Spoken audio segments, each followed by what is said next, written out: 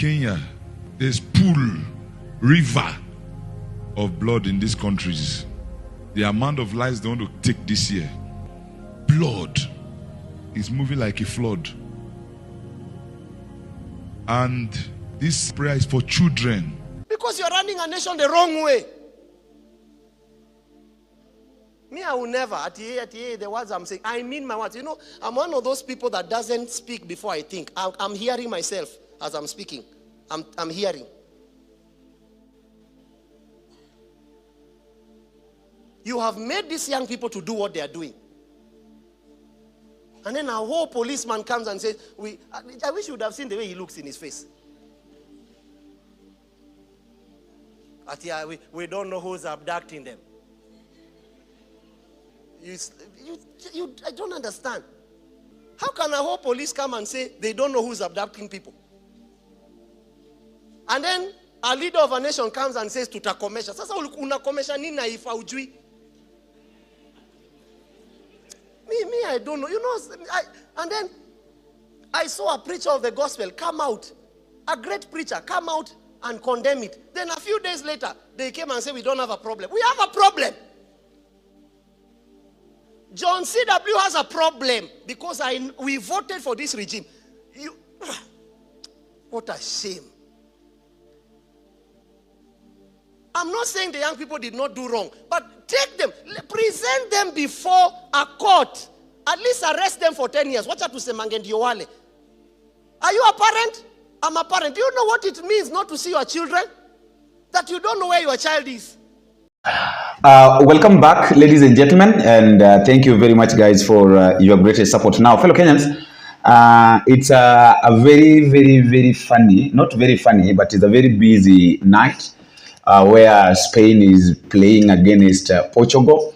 And I've seen a lot of people saying that this one is a game between a legend and the future, that is Cristiano Ronaldo, together with the Yamal, that is of Spain. But anyway, that is for people who loves football. Now, for those who love politics and to know what is happening in the country, what is going on, in this video, I want us to discuss something here for a very few minutes, and then I also give you time to listen to it.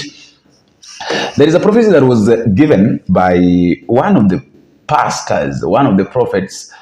Is not from Kenya. I don't know whether he's a Nigerian base, is based in South Africa, I don't know. Where he talked about bloodshed in the country. And he linked this with the president of the Republic of Kenya and also the children. And he was saying that Kenya is going to cry. There is a lot of blood pool, and this blood is going to come from children.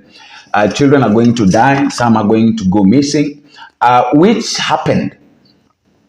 And I would like you to listen to it because I've got two of them. I want you to listen to that. And then after that, there is also a statement that was made by Bishop JCW concerning the same thing, concerning the issue of children. And then I come back so that I can explain to you what has been going on, what is the link between these kids that normally go missing and these politicians and the altars, everything that they do with these kids or these kids' bloods. Can we listen to this, Pastor? Kenya, there's pool, river of blood in these countries. The amount of lives they want to take this year, blood is moving like a flood. And this prayer is for children, ambush of children, missing children. And I see parents crying for their children. Now we ask, is someone preying on our children? Reports of missing children are fast emerging across the country, with innocent children vanishing without a trace, leaving behind broken families and disturbing questions. Government figures now reveal that nearly 23 children are reported missing every single day in Kenya. And is Kenya now facing a national child safety crisis, while authorities look the other way? For children, sacrifice is what is on now in the markets. So we have to pray for children. In Kenya, a disturbing wave of child disappearances is gripping the nation with fear and uncertainty. Reports indicate that an average of 24 children go missing every single day. Rather sad story where a 5-year-old child who had been missing for 5 weeks in Nyeri County has been found dead near River Agati in Karatina. Travis Wenjohi, who went missing on 30th March, was discovered with his body badly decomposed and some body parts detached, raising questions over the cause of death. With young bodies discovered dumped in rivers, bushes, and isolated areas, the pattern has sparked widespread alarm among parents, communities, and leaders alike. Just days ago in Katanga, residents and authorities recovered the bodies of 2 young children from the Kiama River, a boy estimated to be around 8 years old and a girl about 4 years old. Strikingly, no missing persons reports had been filed in the immediate area. Cases of child disappearance in Kenya. Behind every missing child is a family waiting, hoping, and holding on to a name that should not be reduced to a case file. Reports of missing children continue to be reported across the country, leaving more families in desperate search for their loved ones. In Kayole, for instance, right here in the nation's capital, one family is still desperately searching for their 17-year-old son who went missing under unclear circumstances, with relatives appealing for any information that could lead to his whereabouts. In another incident in Kamakis, a family is in anguish after their 6-month-old baby disappeared while in the care of a nanny who also vanished. Families across Kenya continue to hold their children closer, hoping for stronger safeguards before more innocent lives are lost to this escalating crisis. Whenever we gather, God sent forth His word so that we can intercede. So now God is saying children are not safe. Children are not safe. So we have to pray for our children, that God should disgrace the powers that use children for rituals. Let God arise and fight for our children. And it's not just Luther. Weeks have turned into months since these innocent children were found murdered, their bodies dumped in horrifying circumstances after going missing for days. For their families, the pain has been unbearable as they struggle to come to terms with the loss of their precious angels. But just how many more must die before authorities swing into action? Now, that is the first part. The second part, I want you to listen to Bishop John C.W. and then I come back so that I can explain or clarify everything. How can a whole police come and say they don't know who's abducting people? And then a leader of a nation comes and says tutakomesha. Sasa unakomesha nini na ifa ujui? Me, I don't know. You know, and then I saw a preacher of the gospel come out, a great preacher come out and condemn it. Then a few days later, they came and said we don't have a problem. We have a problem. John C.W. has a problem because we voted for this regime. What a shame. I'm not saying the young people did not do wrong, but take them, present them before a court. At least arrest them for 10 years. Watch out to say mangendio wale. Are you a parent? I'm a parent. Do you know what it means not to see your children? That you don't know where your child is. Present them. When you take them, there is something called an obi. Is that true? Book them, book them, book them. Say, uyu nina, ule waembu ni nani? Uyo. Una nani wapi huko mwingine? Muranga wako? Ngong. Sasa kama ni Ngong, we should be able to go to a Ngong police and see a booking. But you can't operate a nation as thugs.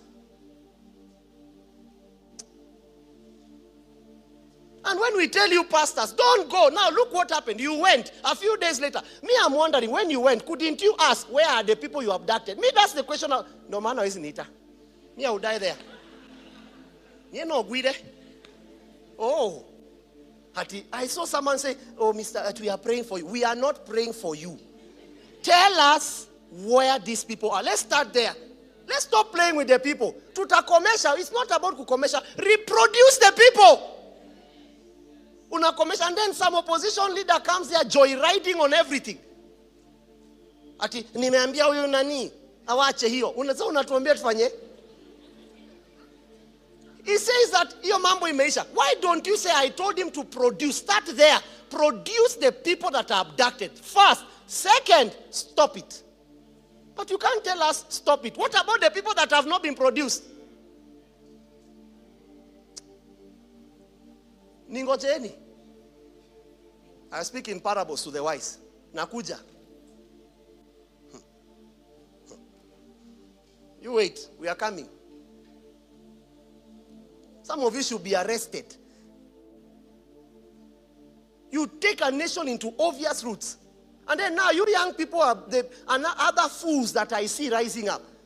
You are introducing tribal problems when the problem is national.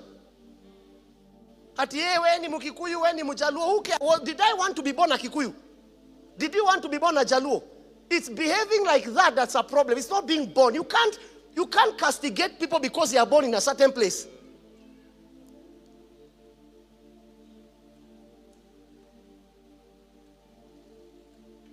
Me, sometimes you shock me. Some things me I see, I'm waiting. Men of God, we became so cheap. You try coming for my conference and you throw tear gas. You try it. Before you throw it, it will turn to yourself and hit you. You must fear. But you see, men of God, how can a man of God be, and even you man of God, you are tribal at the same time? This is what tuko na shida tu. Wachungaji ni wa mkate. Inchi ni...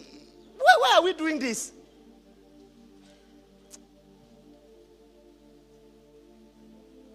Me, I'm shocked. Then you come and take 3 people here from the mountain so that you can get a certain tribe. After meeting a leader, whoever you're going to meet, it's not them that made you. In fact, it's so shocking. Let me, which camera? Kuja. Let me tell these leaders of ours. We have the power to say who will not be president.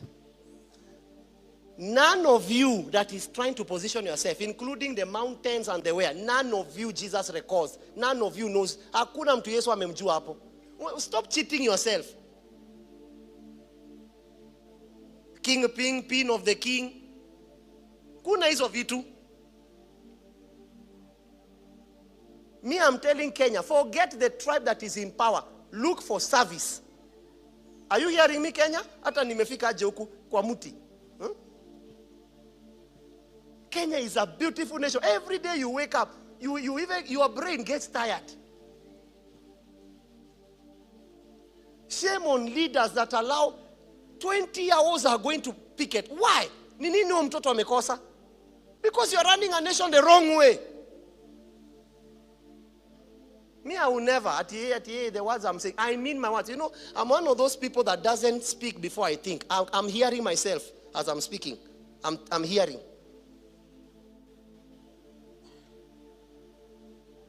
You have made these young people to do what they are doing.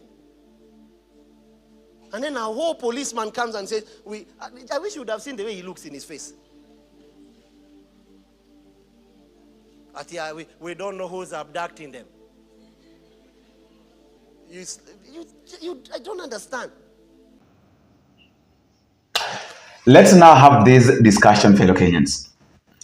First of all, I want you to understand that a child is normally a very innocent soul. Mtoto ni mtu ambaye hana makosa. A child has no, anaga makosa na mtu yote. So whenever you see a child being linked somewhere with something, you have to know that there are several things that happens. There was a time that I was having a conversation with one of the doctors. He's a very good follower, very good. Is in this community of Bonita Media. He's based in UK. So we were having a conversation, and this doctor was explaining to me how things are normally done, and how they normally take blood. They drain blood. They draw blood from kids. Not them, but not really them, but this is what happens. There is a laboratory made somewhere in one of the countries that I will not mention, but is not within the country. It's not in Kenya. It's not in Africa, actually. It's in those Western countries. It is a lab that is made specifically to to drain blood or draw the blood from kids, and then zinakuwa preserved, zinaweka kwa fridge. So mtoto akiletwa, wanatoa damu yake, wana preserve. Now, when we're having this conversation, I wanted to know more. Because, as a media personnel, as journalists, you have to know, you have to ask questions. Now, I was digging deep. I wanted to know now. I asked him this question that, okay, what is the blood? What does the blood of children go to do with these politicians or with politics? And he told me this, that it reaches a point that a time that a politician's health is deteriorated. Unaona kwamba kabisa huyu mwanasiasa maisha yake imedhoofika. And the only thing that can help these politician is when something known as blood transfusion is done to him. Now, what happens during this blood transfusion? Huyu mwanasiasa anaenda for the same lab, wanatoa damu yake yote, wanasafisha because damu yake ni chafu, damu yake ni iko na magonjwa, has a lot of problems. So they take away all the blood, wanatoa damu yote yenye iko kwa huyu mwanasiasa, and then now wakishatoa damu yote, wanampa damu ya yule mtoto, zile damu ambazo they normally preserve. So I was like, why do you do that? And he was like, the reason why this thing is done is because the blood of a kid is normally very pure. Damu ya mtoto ni safi sana na haina magonjwa, haina chochote. It's very innocent, it's very pure. That is why, very clean. That is why all these things are normally done. And I wanted to know, wanasiasa wagani ambao you know them? And he was like, no, I want to mention that, but there are some 2, 3 that I know. He only mentioned one, but I will not mention that person. Mwenye wanaenda huko and then wanafanyiwa hizo. So when these pastors or when these people talk about the issue of blood, the issue of children missing and everything, and of course we know very well that a lot of children have been missing. Tumekuwa na ile mambo na kuuza watoto, children, human trafficking, ambao watoto wanapotea, mtoto anapotea, uwezi ukajua mtoto ameenda wapi, kumbe mtoto ameenda kauzwa, wameenda wakatoa damu yake. Because at the end of the day, mtoto akitolewa Kenya na apelekwe US, apelekwe UK, huyu mtoto anaenda kufanywa nini? Huyu mtoto haizi akapelekwa akuwe maid, haizi akaenda akafanywa apewe kazi. The only thing that they can do with that kid is to kill that kid, take away the blood from that kid, kill that kid, and then maybe they burn the body. That is, they decompose the body. That is exactly what happens. So whenever you see these men of God, whenever you see anybody talking about these issues, these things happen. This is what happens with blood. This is what happens with kids. This is what these politicians are normally doing with kids. They are involved, and then they are linked with some people somewhere, and then wao wanajua kwamba hii wakati kifika.